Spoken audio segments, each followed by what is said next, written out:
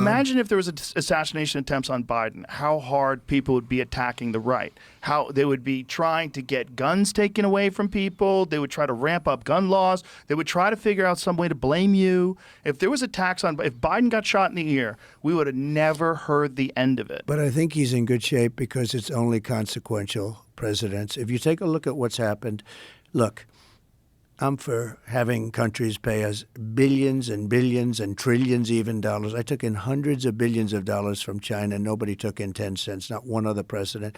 I do things that make it, that don't necessarily make me so popular. I just do what's right. And when you do that, you're more, look at Iran. We would have never had the attack on Israel at all. Iran was broke. I told China, if you buy, you can't do business in the United States under any circumstance.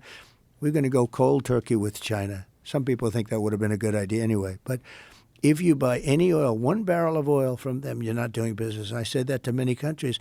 Iran was broke. They had no money for Hezbollah. They had no money for Hamas. They had no money.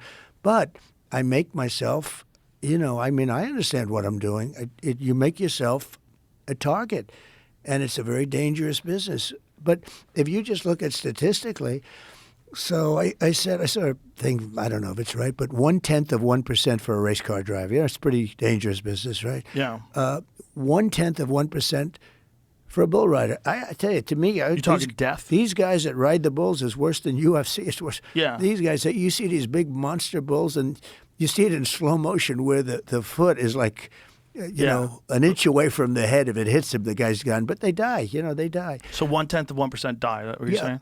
Yeah, 0.1% die. Right. And they certainly get hurt badly. Really, they can't walk after a certain period of time. But with a president, if you look at the amount of assassination attempts. And attempts, too. Yeah. And attempts.